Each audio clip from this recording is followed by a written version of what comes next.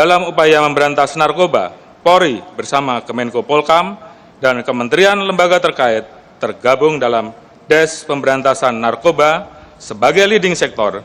Polri berhasil melakukan penegakan hukum terhadap 23.456 perkara yang melibatkan 32.403 tersangka dengan barang bukti berbagai jenis narkoba senilai 6,97 triliun rupiah dan menyelamatkan 35,7 juta jiwa.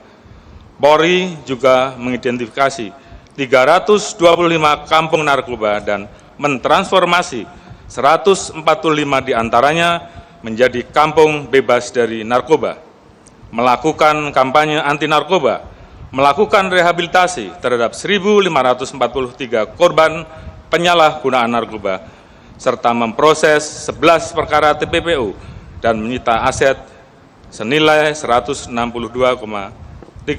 miliar rupiah.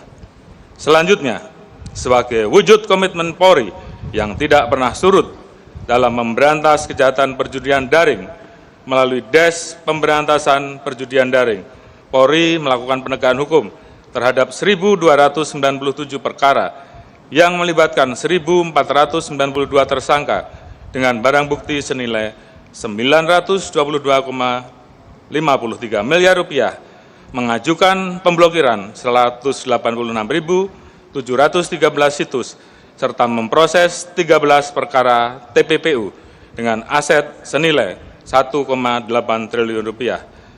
Guna menghadapi perkembangan tantangan kejahatan dan menjamin keamanan ruang cyber, Polri telah mengembangkan struktur organisasi Direktorat Reserse Cyber pada 8 Polda. Polri juga membentuk Kortas Tipikor dan Satgas Optimalisasi Penerimaan Negara yang diharapkan mampu mengoptimalkan pendapatan dan mencegah kebocoran keuangan negara.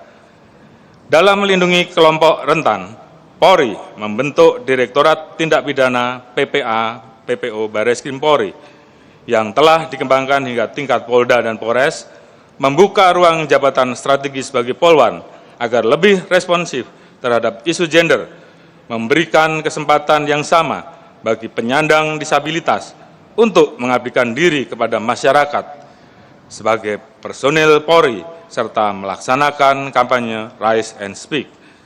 Dalam mewujudkan pelayanan yang berorientasi pada kebutuhan masyarakat, Polri terus melakukan transformasi pelayanan berbasis digital melalui super apps presisi, serta berkolaborasi dengan pemerintah daerah dalam pengembangan smart city melalui command center yang terintegrasi. Tidak hanya di dalam negeri, Polri ikut berperan menjaga perdamaian melalui kerjasama pemeliharaan keamanan global, penegakan hukum lintas negara, dan terlibat dalam misi kemanusiaan. Selain itu, Polri juga membangun satu-satunya pusat misi internasional di Asia Tenggara, serta terlibat aktif dalam misi pemeliharaan perdamaian, sehingga turut memberi andil menjadikan Indonesia sebagai negara ke-6 paling berkontribusi dalam misi pemeliharaan perdamaian PBB.